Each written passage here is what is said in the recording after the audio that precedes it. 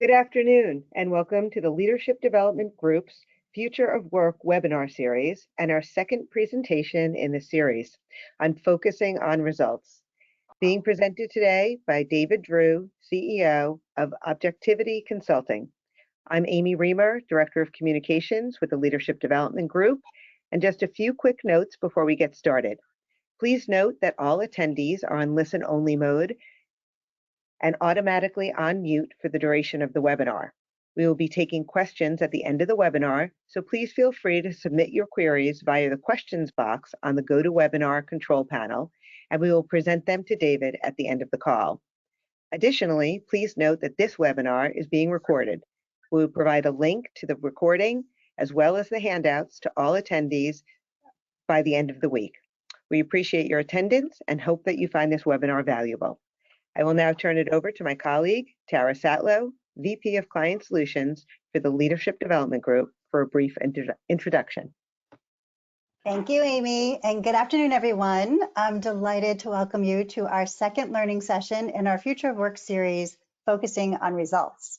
Before I reintroduce the series and our topic and speaker today, I want to take a quick moment to introduce myself and the Leadership Development Group, or TLD Group. As Amy mentioned, I'm VP of Client Solutions for TLD Group, a firm deeply committed to developing leaders and their teams to execute strategy through a variety of talent development solutions, which range from executive coaching to team development to succession planning and customized leadership academies. Our global team is comprised of management psychologists, certified executive coaches, academics, and tenured consultants who have expertise coaching and consulting to leaders and teams across diverse businesses. Given who we are and what we do, we trust you'll find this 5-part series both thought-provoking and applicable to the work you do and the teams you lead in your own organizations. The global pandemic has undoubtedly changed the very nature of work. We have been forced to accelerate our adoption of new technologies and escalate new types of work and working relationships.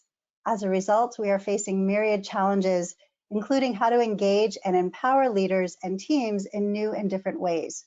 We strongly believe leaders have a unique window of opportunity to shape what ultimately becomes the future of work.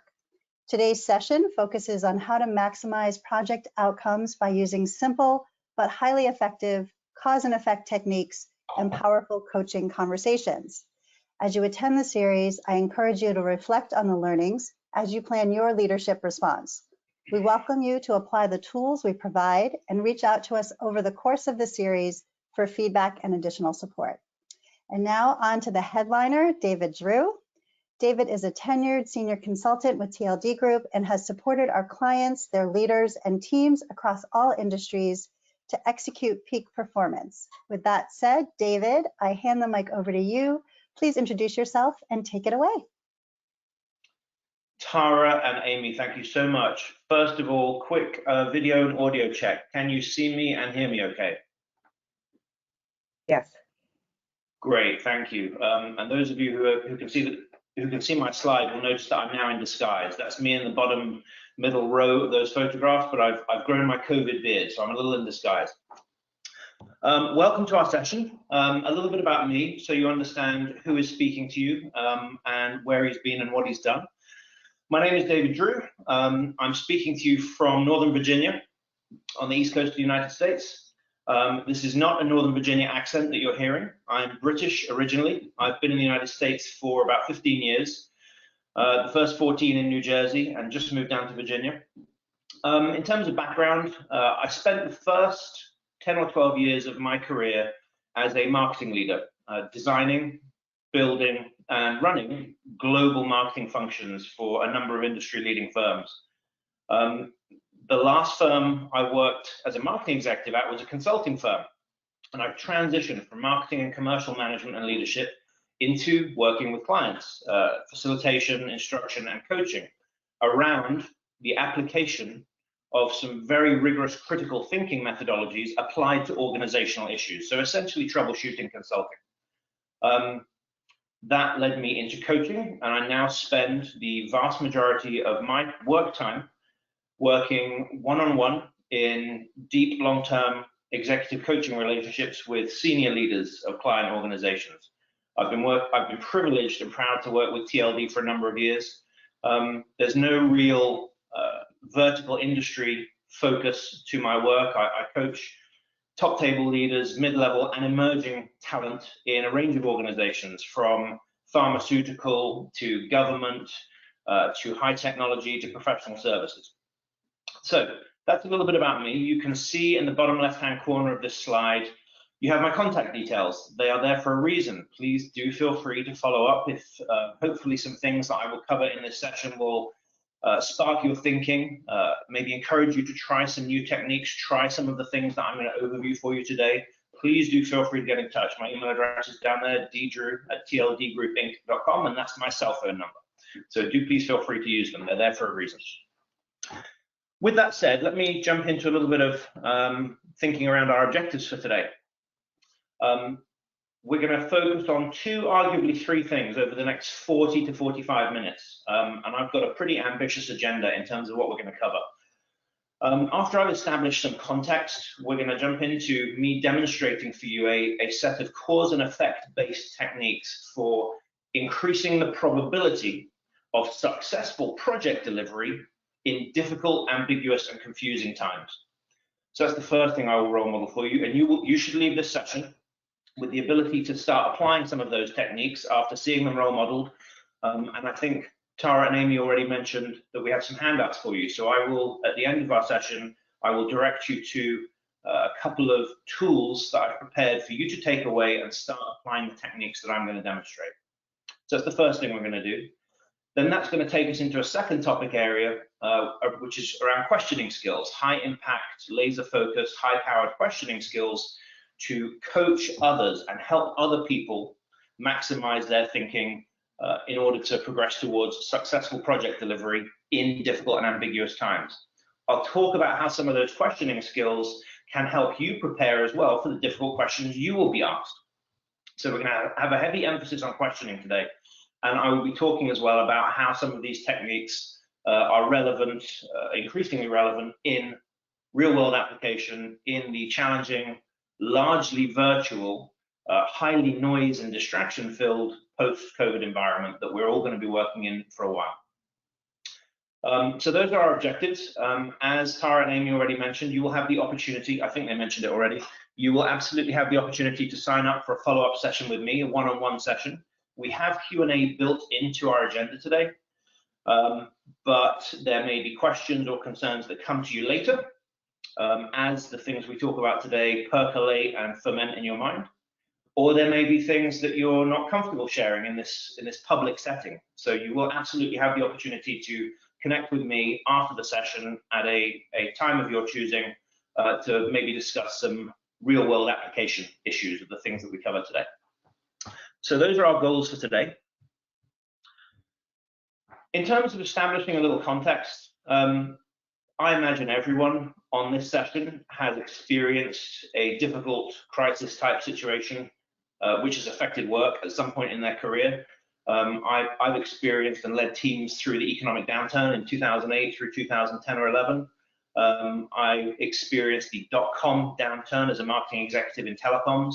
I experienced the effects on organizations and businesses of 9/11. So those are some examples of challenging times I've experienced in my career with varying levels of responsibility. Some crises are local to an area, some crises are specific to a single site, some affect only one company, some of them can be commercial in nature, some are project related, some affect an entire organization, not just part of it, some affect an entire economy or an entire nation, some are international, some affect health and safety, others don't. The COVID experience we've all had in the last 12 months has been different. It's certainly different to anything I've experienced in my career. It's global, it's affected everyone. It has very effectively isolated us from each other. The global travel system and our global interconnectedness and high levels of mobility mean that it's new and relatively new in the human experience to have to experience a pandemic that spread this globally this quickly. There was a lot of talk in the media in the first 3 to 6 months, I remember last year, lots of celebrities enjoyed saying, we're all in this together. And to an extent, that's true. The thing we've all experienced in Western society and in the workplace has been the impact on our working experience, our working modality. We've had to transition and get used to isolation and virtual working. If we were used to doing that to a degree before, we've had to do it to a much greater degree. So there's an extent to which we are all experiencing something in common, but that only goes so far, and I'll talk a little bit more about that in a moment. In terms of what I've seen working with my clients, a lot of what I work on with my coaching clients is influencing, increasing influencing skills, and it's so much harder to do when we're physically isolated from people. We're robbed of a lot of different aspects of communication. It's harder to detect nuance and inflection when speaking on the phone or speaking over video. I know as a deliverer of skill development sessions, I've had to increase my energy and animation in order to communicate things across a virtual medium. So it's harder to assess mood, even if we only do it subconsciously. We've also been robbed of a lot of the informal and unscheduled communication that we used to be able to have in the workplace when we were co-located with other people. It was easy to drop by Tara's desk. It was easy to drop by Amy's desk to have a check-in on a project when we were located in the same place. Even if we weren't located in the same place, people tended to have this dedicated time to work. So we tended to work with dedicated space and time. Work was a thing we tended to travel to between fixed hours in the day, and we did it in this dedicated time and space. In terms of influencing, influencing is all about getting information and giving other people information and understanding their agendas. It's hard, it was already hard to see other people's thinking and the reasons why they may favor one action over another in the context of a project. Because of this change in our working modality, it's become even harder. So over the last 12 months working with my clients, I've noticed a deep and intense need for some new mechanisms, new skills, and new behaviors to compensate for what we've lost in terms of our ability to communicate with each other and read each other. So if you think about the things we need to do in a crisis, in difficult times, we need to manage ourselves, whether that's thinking about time management, effective prioritization, taking care of our energy, practicing good self-care. There's stuff we need to do in our physical work environment, creating an effective working space, freedom from distractions, making sure we have the right working tools. Then there's the work we need to do managing work itself, managing tasks, projects, deadlines, etc. And then there's how we manage other people in terms of coaching, maintaining performance, maintaining morale. So these are some of the typical areas that we need to put some energy and attention into. When I was asked to present as part of this, be a panelist as part of this series, I thought hard and looked back at the work I've been doing with clients and the things they've been asking for and the things they've been expressing difficulty in doing over the last 12 months. And these are the things that came up. These are the things that have come up most frequently with my coaching clients over the last 12 months. First of all, how can I maximize successful outcomes in projects and programs, given the difficulty and the noise around my interactions with the people I work with my team, my peers, my customers, etc. And how can I maximize the value of my interactions with those people via asking effective questions? So those have been two really frequent, really common, high impact areas of need that I've experienced with clients over the last 12 months. We're experiencing new conditions, but these are not new skill sets. These are things we needed to be able to do successfully anyway. They're known skill sets, but what we've found is that they've acquired an increased level of importance due to the change in our circumstance and our working modalities. If we were good at them already, we probably need to be even better at them now. I've had to develop my skills in these areas working with clients over the last 12 months. And if we weren't good at these things before, we probably need to get good at them quickly if we haven't done already. So those will be our focuses for today. Before we jump into some of the methodologies I'm going to share with you, I'd like to ask you to think about a question. Think about the projects that you work on. Think about some of the challenges you've had over the last few weeks and months. And think about the extent to which people on projects are on the same page. My assertion here in the form of this question is that people are frequently not on the same page regarding the difficulties we're likely to encounter in projects. I'd love to see what you think as a group. So please click agree or disagree, depending on whether that question bears out your experience. And the question reads, when planning projects, people are frequently not on the same page regarding the challenges we are likely to encounter. Agree or disagree? So take a moment to, thank you, Amy. Take a moment to reflect and give us your answer to that question, please.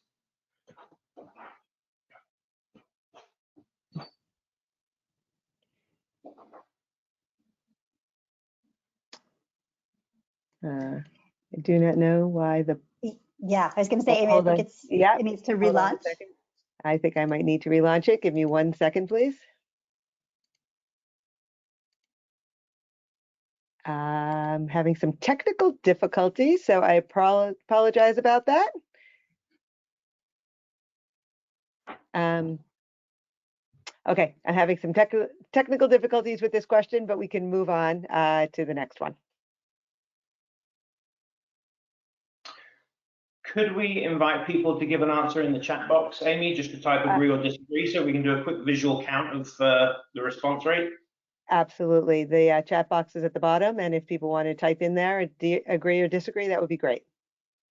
Thank you so much. Let's give people a moment to think and do that.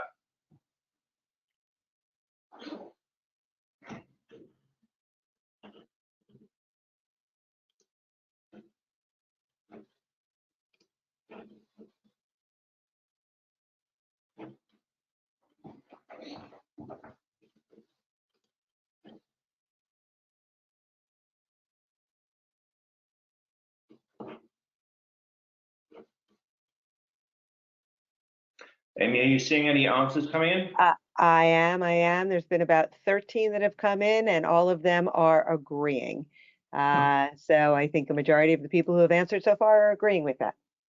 Great, that's fantastic. Thank you. So I can now breathe a sigh of relief because this establishes the need for some of the things that I'm about to demonstrate. So thank you all for taking the time to reflect on that question and answer it, for those of you that did.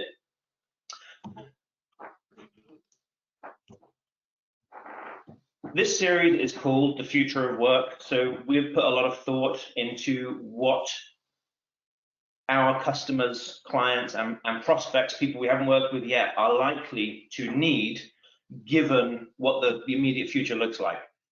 Last week, you heard from my colleague Robert. He talked and gave me a huge amount to think about in terms of how to take some of the concepts from the world of grief counseling and helping people through traumatic news like grief, bereavement, or difficult diagnoses, and applying that to the grief people experience for a dramatically or in a dramatically changed workplace. So we are thinking hard about what's going to be helpful to our clients and you, given the likely future that we anticipate in terms of our working experience. If you think about the features and attributes of our working experience pre-COVID, we tended to have a highly co-located experience with the people we worked with. We worked in the same office or location, or even if we didn't, we worked in similar offices around the world. We now have minimal co-location, if any, with our co-workers. Pre-COVID, we were, as I said already, we were operating in a time and space that tended to be dedicated to work. Now, and this is the point I'm making about the idea that we're all in this together. Yes, we are all in this together. We're experiencing the isolation, but everyone's experiencing the collision of all components of our working and personal lives in the same space and time. Everyone experiences that differently. The architecture of my life includes a wife and a daughter who's 11 and she has school challenges and things to do, and a dog and 2 cats and various things that need to be done in the house, and demands and requirements from clients. The architecture of my life might be similar to the architecture of yours, but it's probably different. And so everything I have colliding in one space and time is probably colliding differently to yours. And that's something that's hard to keep in mind. So we're all having a unique experience of that collision of all the components of our life in the same time and space. As I said before, we used to have easy, informal, often in-person access to people. Our interaction with our co-workers now is it likely needs to be scheduled. It's probably virtual. It's going to be limited in terms of the amount of time we can get with people, And even during that time, it's likely to be subject to interruptions and distractions. I was coaching last night a CEO that I work with, and in the middle of our conversation, she was interrupted 3 times by her daughter who needed something. That might not have happened a year ago. She might have not had those components of her life colliding in the same space. So because of all that distraction, there's a lot, because of all that noise, because of that collision, there's a lot of distraction going on. Pre-COVID, we probably, as a result of the availability of our co-workers, which I just talked about, we probably had more opportunities for course correction during the lifetime of a project. It was going to be easy for me to have multiple check-ins with Tara and Amy about the holiday party project we were working on, for example. We now have fewer opportunities. And most organizations I've been working with have been experiencing dramatic commercial challenges as a result of the economic impact of COVID. So the organizations I've been working with are operating on tighter margins, which means there is less room for error than there used to be. So given that the components I've listed on the right, the post-COVID features of our working life are not likely to change anytime soon, we need to work on some skill sets that are going to help us cut through the noise. Take a moment and think about your interaction with another person. It can be a coworker, it could be a member of your family, it could be a spouse, a child, a friend, doesn't matter. Any interaction you're having with someone will probably involve either giving them information or getting information from them. And this is a simple representation of a communication loop. This is what happens when 2 people try to communicate with each other. Could be in person, could be by writing, could be over the phone, doesn't matter. The first person will consider their message, decide what it is they want to say, figure out what it is they mean to communicate. That's the first quadrant in the top left, mean. Then they will select linguistic tools, words, sentences, and phrases, maybe metaphors and similes, to convey what it is they mean to say. So they may not do a great job of selecting words to express what it is they mean. So already there's one opportunity there's one opportunity there for message confusion.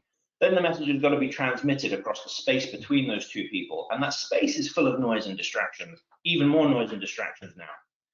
Then the second person will hear what it is they mean to say, the first person meant to say. They'll hear the words that we use. They will place their own interpretation on what that person intended. And it may not be identical to the original communicator's intent. Then they'll start thinking about what it is they want to say in reply. Based on their potentially incorrect understanding, they'll choose words and the cycle will repeat itself. And this is a communication loop between 2 people. Think about how many opportunities there are for those 2 people to misunderstand each other. There are plenty. Between every phase of this communication cycle, at every phase there is opportunity for confusion. And that potential for confusion and distraction has only increased with COVID, with the collision that we're experiencing of all those components of our lives. If we accept that our ability to give other people information and get information from other people is crucial to our ability to drive results, which it is, our ability to get and give information is crucial, then with this increased level of noise, the increased potential for miscommunication, we need greater simplicity and greater clarity. And that's what we're going to be spending, that's what I'm going to jump into now. The first thing I'm going to share with you is a technique that is one of the most useful things I've ever learned. It's a technique called potential problem analysis. It originated out of management consulting, actually during the Cold War. It's used a lot in military and defense applications. It's used a lot in heavy manufacturing. I've used it as a consultant. I've used it with teams working on things like shutdowns, turnarounds, and outages of major pieces of equipment. It's very, very useful. It's very heavily used in industry when a thing needs to be done successfully in a fixed period of time with the minimum of problems. So the intent of the technique is to make sure things go as well as they possibly can. It's an extremely powerful and very adaptable and portable technique for identifying risk within projects and dealing with that risk. So the technique forces us to focus on high threat issues. It contains a balance of both prevention, how do we stop bad things happening, and how do we deal with bad things if they do happen, which is contingent thinking. For an illustration of that, think about your homes. One of the things we worry about with our homes is the potential for a house fire. We need to do a balance of things in order to keep our homes safe from fire. We take certain actions which are designed to prevent our house catching fire, having our wiring inspected, removing sources of fire and ignition from the hands of small children, for example. Those are things we do to prevent fires breaking out. We also do things to protect us and limit the damage if a fire does break out. That's contingency, having things like fire extinguishers and insurance policies. They help limit the damage. This technique requires us to think in a balanced way about both. I could spend easily 8 hours or 16 hours. I could spend a couple of days going into great depth in this technique. Here, I've distilled it into 7 key questions that you can ask other people, or you can prepare to answer to help you maximize your attention on high threat issues in a project. Here are those questions. First of all, what is it we're trying to achieve here? What's the outcome we need to achieve? We need to replace the piece of equipment. We need to service the nuclear reactor. We need to organize and run the holiday party. So being clear, keeping everybody focused on the project that we're working on helps everyone stay on the same page, helps overcome and prevent that problem that we talked about a few moments ago. Once we are clear about what it is we're trying to do and what it is we're trying to achieve, the next question to ask is, what problems could we encounter? What potential risks exist with this project? And then list them without debate. Try and avoid falling into the trap of dealing with the first risk that comes up, because it may not be the highest level of threat. So once we've identified a number of potential problems with a project, we can then ask which of these are, first of all, the most serious, which would be the worst if they happen, and which of them, based on our experience, based on judgment, maybe based on statistics and probability, which are the most likely. Because the potential risks that carry the overall biggest balance of seriousness and likeliness or likelihood are the ones we should put our energy into first. So here we're asking questions to help us prioritize potential problems in projects. Once we've identified the highest threat issues in a project, then we can ask, okay, what could cause these things to happen? In order to stop something happening, we need to know what would cause it. I can't stop my house catching fire without understanding what could cause it to catch fire. And there might be multiple possible causes. Once we have identified likely causes, that will probably suggest some things we can do to stop them happening. We may not be successful, we may not identify all the likely causes, so we need to have a plan to limit the damage if the house does catch fire, if the bad thing does happen in the project, which is contingency. So what can we do to mitigate the impact if those problems happen? And lastly, what do we need to keep an eye on to know that the problem either has happened or is about to? In the context of house fire, this is where a smoke alarm comes in. A smoke alarm doesn't stop a house catching fire, but it tells us that fire is about to break out or has broken out. This is risk assessment boiled down into 7 key questions.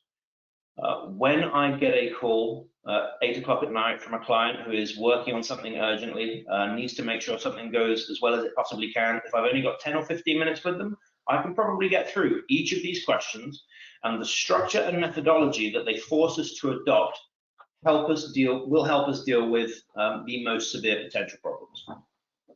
I'll come back to these questions. Let me briefly give you an example of the application of these questions and what the outcome can look like, what the output can look like. So what is the plan or action that we are, what's the project we're working on? Hosting an employee holiday party. It's just an example that we can all get our heads around. So the first thing to do is to ask, what are the potential problems? And I list them on the side. Employees may not show up to the party, the caterer may not deliver on time, and the CEO's address could go on too long. In reality, there'd probably be more than 3, but 3 is a nice number for an example. We're not going to start working on the first one because it's at the top. The next thing we need to do is assess the overall level of threat. So for each of those 3 potential problems, I'll ask which is the most likely to happen and evaluate them high, medium, low. And the one that's most likely based on our experience is that last one, the CEO's address going on too long.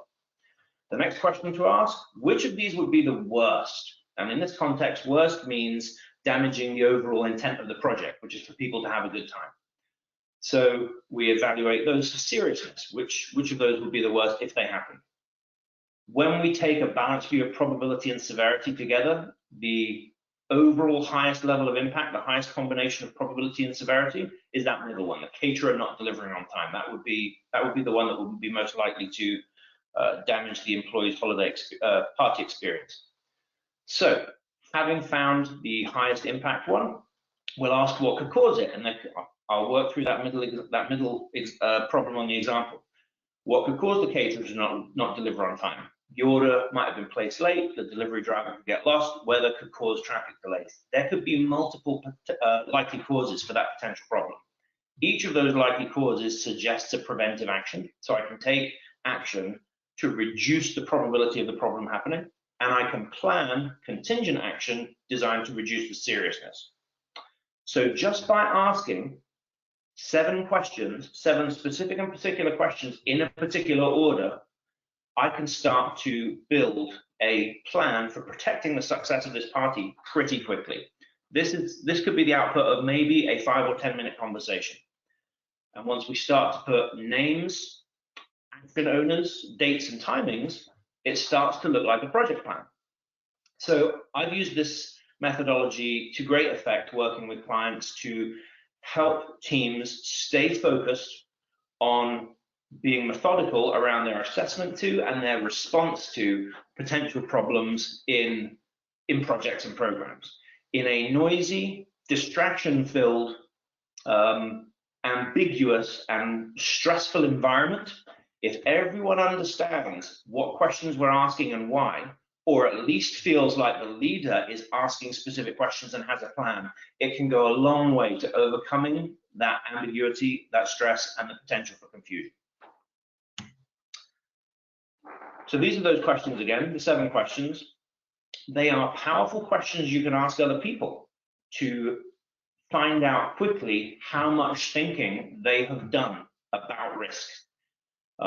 Anytime I have a check-in, when I was an executive, if I was having a check-in with a member of my marketing team around their projects and programs, I'd ask, if I were asking for a situation update on a particular project, I would ask some of these questions to help me understand how much thinking has this person done about potential problems in this project. If they had good answers to these questions and ready answers to these questions, it would give me a level of confidence as a leader that they had done a healthy amount of thinking. So these can be powerful coaching questions to ask other people around their risks, around their projects. And I've used these questions to help myself prepare to provide other leaders with updates and briefings around projects. So think about those operational reviews that you spend time in with your boss or with senior leaders. Maybe you go in front of the senior leadership team or the board. These are the kinds of questions that they will probably ask you in order to understand and test how much thinking you've done about risk and potential problems in projects. You will notice that I have asked you the question, what do you notice about those questions? They all have something in common. In the interest of time, I will just tell you the answer. They're all open questions. They're all worded in a particular way. They are not yes, no binary questions.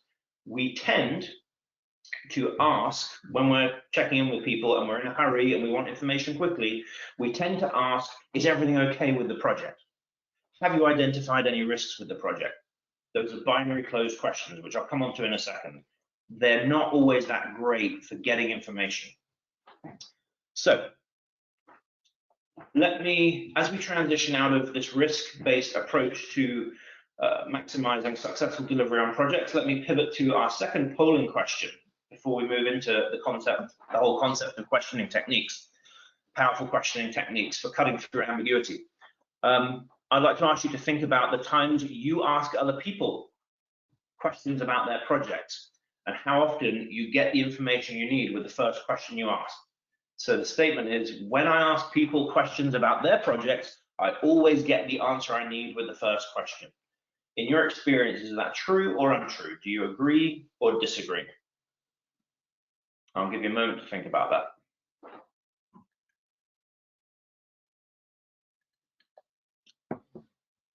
Amy, does the poll seem to be working on this question? It does. We'll give everybody just a second. Excellent. And the the answer was 100% of the folks who answered the question. 69% of the people voted disagree with the polling question. Okay, so you all probably have a similar experience to me. We tend to not get the information that we need with the first question we ask. That's my experience. It's my experience working with clients as well. There are some things we can do to increase the probability of getting the answers that we're looking for, and that largely is going to involve developing our ability to ask powerful questions. So let me move on to the next slide. I mentioned earlier that influencing and working with other people and collaboration is very heavily about getting and giving information. So giving information to other people and getting information. Questions are the only tools we really have for getting information, confirming information we think we already have, and assessing and exploring the contents of someone else's mind. I talked earlier about how we need to make our thinking visible. If I favor one venue for the holiday party and you favor another, one of us has got information the other one doesn't have. Two people disagree. One of them's got information the other one doesn't have. And questions are our tools for understanding why a person has a particular viewpoint.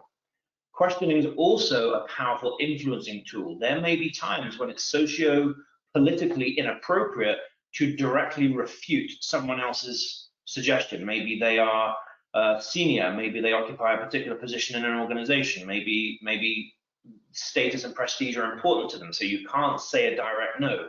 Questions can be used to challenge a notion or challenge an idea without saying no, without that direct frontal assault, and can be used to get someone else doing a bit more thinking. They may never admit it in the moment, but you can ask some powerful questions to get someone else thinking a little bit differently and a little bit more. So questions are powerful. Our separation from each other makes our ability, I would argue, to ask powerful questions even more critical. I'm going to talk for a few minutes about 3 types of questions. My goal here is to get you thinking more about the way you ask questions and why you ask the questions you ask. So I'll start with open questions because I've already referenced those. Open questions are questions that invite answers that are not restricted. They invite answers in phrases or sentences, so that they tend to not be looking for small pieces of information, and they don't restrict the range of possible answers in the way they're asked. They tend to start with those in interrogative words: what, where, when, how, who, why. They don't necessarily always. But when asking an open question, you can get lots of different answers. An example of an open question is, what kind of shirt am I wearing? You can answer that question with information about the color, the cut, the fit, the size, the material, the country of origin, the style, the brand. There are at least, I counted, I think, 9 ways you could answer that question. An example of an open question in the workplace: what's happening with the holiday party? What's happening with the TPS reports? For those of you who know the movie Office Space, yes, that is a deliberate reference to that movie. TPS reports being a stand-in or a shorthand for any type of administrative reporting. So asking someone, what's the status of a project? What's going on with that project? What's happening with those reports? Is an open question. You could get lots of different types of answer. By contrast, a closed question is a question that does define the possible answers in the way they're asked. So I just mentioned that an example of an open question was, what kind of shirt am I wearing? An example of a closed question would be, what color shirt am I wearing? The question specifically asks for a certain type of information. Color. When will the TPS reports be complete? That question is looking for time. How many TPS reports are left to be finished? That's a closed question because it's asking for a specific type of information, in this case, a number. So we've got open questions, closed questions, and then binary closed questions. And this is where we all tend to gravitate towards when we're under pressure. Binary closed questions are questions that require one of 2 possible answers, hence the term binary. So yes, no, on, off, present, absent, true or false. You will notice that we've asked you that in the polling questions, we've deliberately asked you binary closed questions to force you to pick one of 2 positions. We tend in the workplace, and I see this all the time with the organizations I work with, we tend to ask binary closed questions much more than we should, and when we don't really want to. Is the project going to be finished on time? Have you identified any risks? Will we come in under budget? These are all yes/no questions. They tend to create stress and anxiety in the person being asked the question. And they tend to not give us the kind of information we're really looking for. And we tend to get a different answer than we wanted. So I may be in a hurry and I may want to get just a short piece of information. Are we going to come in under budget on the holiday party project? I will probably get a very long answer. Well, it's been difficult. We didn't have the caterers that we wanted, and the dog ate my homework, and the project manager was abducted by aliens. We'll probably get a lot of information that we didn't want, which creates stress in the questioner. So think about your intent in asking questions, and think about whether you need an open question, a closed question, or a binary closed question. In terms of cutting through the noise and ambiguity, in terms of getting information from other people, I've found through experience that an open question followed by silence is a really powerful tool for getting another person talking. If I want to get information about a project, what's going on with the holiday party project, Amy? If I follow that with silence, Amy's probably going to feel a need to start talking in order to fill the void. So open questions can also be used to imply an answer is required. Think back to the project management example. When you ask a project manager, particularly if they're junior to you in an organizational structure, when you ask them, have you identified any major risks with this project? They're probably going to say no. And most of the time when we ask a binary closed question, we're probably going to get a no. Novice presenters tend to ask at the end of their presentation, does anyone have any questions? Their intent is to not get questions. They probably want to get off the stage as fast as possible, and asking it as a binary closed question will probably achieve that. However, if you ask at the end of a presentation, what questions, comments, or concerns do you have, and then let silence hang, somebody's probably going to start talking, because the open question implies and suggests that an answer should be forthcoming. There should be a question. What risks have you identified with this project can imply that an answer is required. So you can use your deliberate selection of open, closed, and binary closed questions as influencing tools to coach others and get information out of other people. Last polling question, and then we have a couple more things to talk about before I open it up to Q&A. Have a think about times when senior leaders come and ask you questions, either scheduled or impromptu and unscheduled, and ask you challenging questions about your project. Is it stressful? So do you agree or disagree that being asked difficult questions by senior leaders can be stressful? Take a moment to think about that and submit your answers via the polling mechanism, please. Great. We'll give people just a couple of seconds, and want to remind people that if they do have questions, they can put those in the question pane. Fantastic.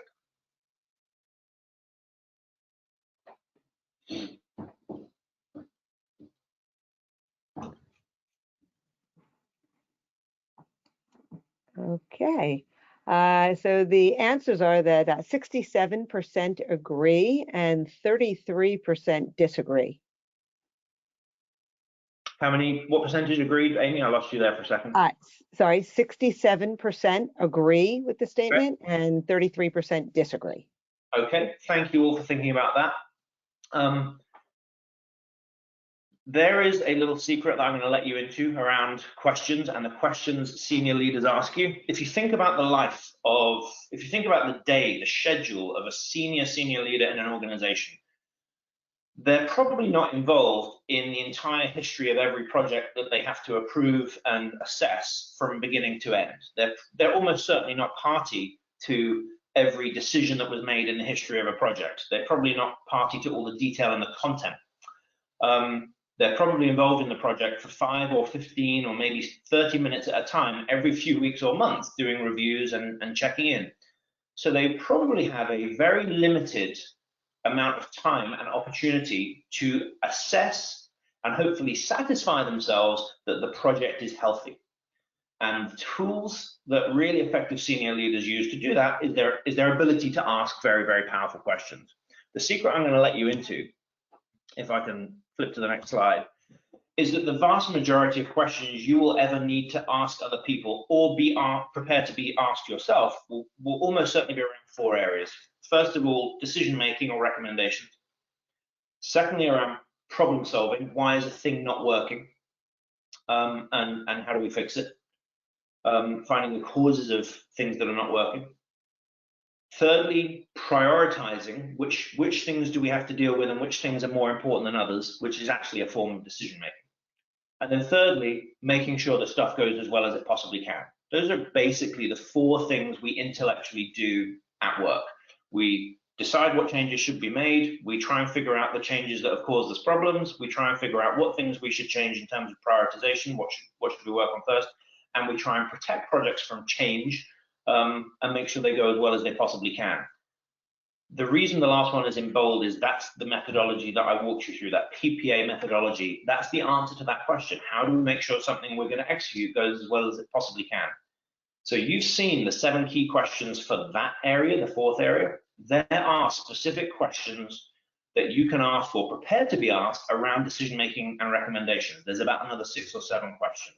There are specific questions to ask and prepare to answer around problem solving and finding out why things haven't worked well. If you would like to learn more about questioning skills around those other 3 topics that I haven't had time to deal with today, please do feel free to request that follow-up session with me via the TLD group. Last slide. I've shown you a lot today in a short period of time. We deliberately selected, for all of our sessions in this Future of Work program, we selected the highest impact stuff that we thought would be the most use to people that we could convey in this short window of time. Each of these 1-hour sessions is pretty heavily, densely packed. There was a lot in there. Don't try and do it all, but do please, after this session, give yourself 5 or 10 minutes to think about these questions. What did I see that was new to me? What might I like to try? What might I like to try in terms of the way I ask questions or the way I try and cut through the noise by being methodical and systematic? What did I see that I think I'm already doing, that I should keep doing? What should I do less of or stop doing? So have a think about some of those questions, and do please try some of the things that I shared today that you think might help you. With that, I will hand it back over to Tara to talk about what's coming up next and then facilitate our Q&A. Perfect. Thank you, David, for these powerful techniques for focusing on results.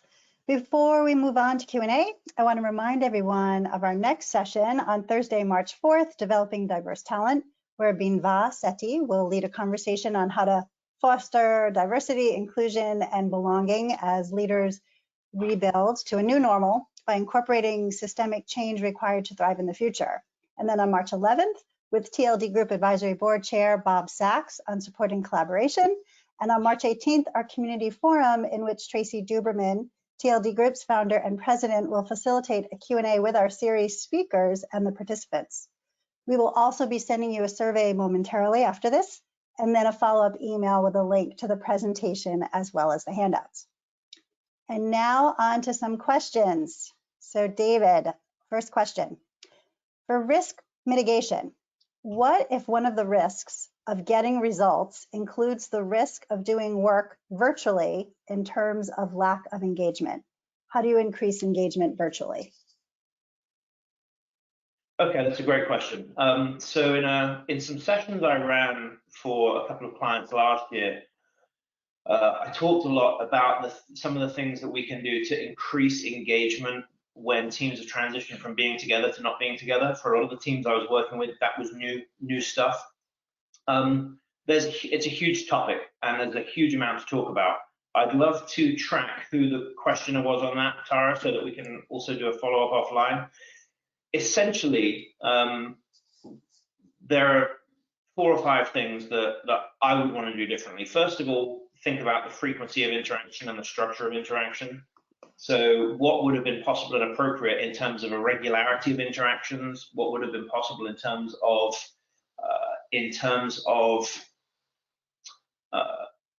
duration of interactions and number of participants in interactions? Has had to change dramatically for a lot of the teams I work with.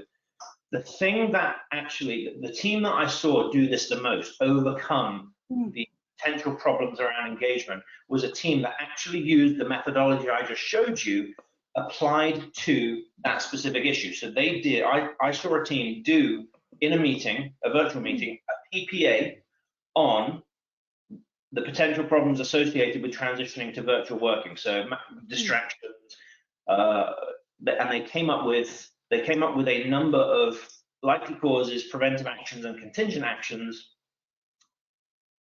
which the team had all suggested. So it wasn't something that was given to the team, it came from the team. They did their own PPA on what they could do and what would work well around maximizing engagement and minimizing disengagement. So given that every team and every environment is going to be different, I would encourage taking that approach, almost crowdsourcing the preventive and contingent actions to overcome that potential problem. It's a great question. Great, excellent. My next two, one is just a compliment that I wanted to share. It said, really appreciate this being a bite-sized session packed with practical tips. We'll start to use the 7 questions more regularly with my team. So I wanted to share that in real time. And then a request if you could just talk about the handouts that are in the sidebar that the participants can access. So there are 2 things in the sidebar. First of all, the example. So thank you very much, by the way, for those kind remarks, whoever it was that put those in. In order to help you do that, so what I showed you was a quick example, and I showed you a robust methodology condensed into 7 questions.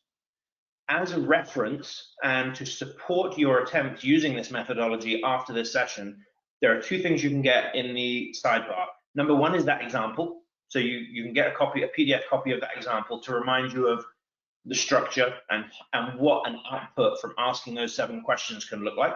That's the first thing. And the second thing is an Excel spreadsheet, which is designed and formatted to support the use of this methodology, and it's got more detailed versions of the questions in. So if you have an ambition to apply that methodology to real world issues, take a look at the Excel spreadsheet, and please do feel absolutely free to connect with me via TLD group. Maybe I can help you plan your first use of that methodology. The first time we try something new, I don't know about you, the first time I try anything new, I tend to trip over my own feet, and I tend to do a lot of learning by making mistakes. I can probably help you avoid some of the frequent pitfalls when people try using this for the first time. Very long answer, but hopefully it answered the question. Great. Another question. How can I challenge senior people if I think their projects are in danger without getting myself into political trouble? Okay, so I'm grinning and remembering plenty of experiences I had where my boss, the CEO or a senior leader, didn't know as much about my stuff as I did. I was obviously a subject matter expert in the project I was leading, and they wanted me to do something in a project. They wanted me to take an action that I thought was either illegal, immoral, or fattening, right? I thought it would be dangerous and maybe not lead to the outcome they wanted. But given their social standing, given my pre-existing relationship with them and my need to maintain a positive energy, I can't directly say, no, your idea is crazy. That's going to result in certain death for everybody. It's going to set fire to the building.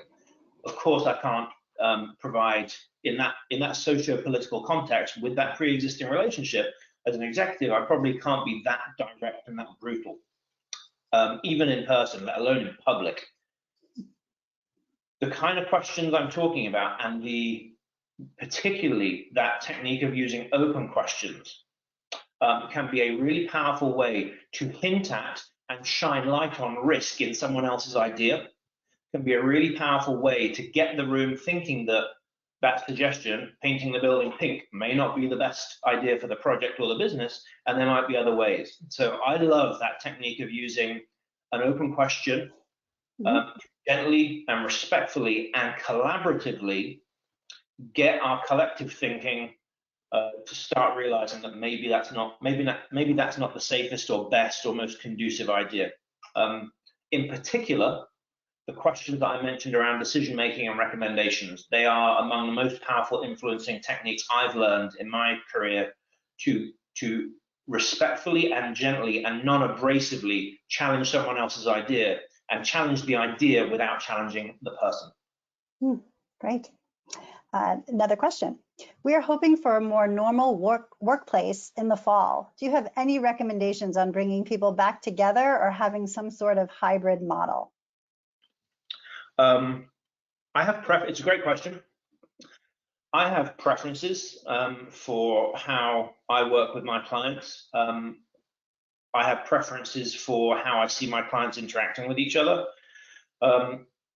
There is a real danger in answering that question that I may veer dangerously towards practicing public health and public medicine without either a license, qualifications or credentials. So I don't feel that empowered and that qualified to speak on that subject. I do think for those of you who are interested in decision making, for example, and who are interested in being able to see other people's thinking when making collaborative decisions, I do think there is an amazing opportunity for leaders, and I don't just mean senior people, leaders at all levels of an organization, to share and synthesize their thinking around what's best for an organization, what's best for a team, what's best for the individuals in those teams in terms of planning a return to a workplace by using collaborative decision-making methodologies, and by using a methodology like the PPA one. Once a course of action has been decided on, we want it to go as well as possible and as safely as possible. I would suggest that collaborative, methodical thinking around, first of all, decision making, and then around successful and safe execution will be an appropriate response. I mean, in terms of a one-size-fits-all answer to how should teams and organizations do it, I would hesitate to offer an opinion. And what a perfect use of the template that you provided in the sidebar. I mean, just to use that process with their team and take it through. I think that's a great content to use with it. Yes, and even ahead of that, so further upstream than that, when organizations are thinking about the decision for first of all, should we, and then how do we, because there might be multiple options, and we're talking about decisions within decisions. Think about what I talked about earlier, where you can't necessarily see what is in someone else's head around their preferences and their biases. Powerful questioning around decision making can help you uncover what is important to this person as we're approaching this decision. What are they hoping to get? What are they hoping to avoid? What are they fearful of? What are they concerned about? Powerful questioning around decision making and risk management can help uncover some of those invisible preferences and biases. Yeah, great. Okay, we have time for one final question. Great question. And here we go. I often feel I need to assess or get status updates on projects where I don't have deep content or technical subject matter expertise. What advice do you have for doing this? That's a great question. Thank you, Tara. So I think I kind of alluded to this a few minutes ago, that senior leaders who have to assess and maybe approve keeping projects on life support, keeping projects, products, divisions, and teams going, they may have go, no go decisions they need to make. They have to make those with imperfect and limited information. They probably, unless you happen to have a senior leader who's a sponsor of a project or a product or program, who happens to have an expertise and a background in that particular technology or product or whatever it is, the chances are they're operating with limited and imperfect knowledge. So I know that when I'm working with coaching clients and consulting clients, I work with biopharmaceutical executives, I work with technology executives. I don't understand the drug development project they're working on. What I do understand is how convincing and how thoughtful their answer to a big, powerful, open question seemed to be. So if I ask people, what risks have you identified with a project, and they say, none, we're in great shape, I get worried. If I ask what risks have we identified with this project, and they say, okay, we've got 3 or 4 major things that we're concerned about, I may not understand what those things are, and I may not understand how they could affect the project, but I know that they've thought about it. So just using questions to detect for thought, reflection, and preparation can go a long way to helping you assess the health and safety of projects where you don't have what we call content or content knowledge or technical expertise. Right. Great question. And great time management. David, we're right at 1 o'clock. If you could go to the very, very final slide of just how to contact us, should anyone like more information on how to connect with David, please reach out to us. And David, thank you again. Great session.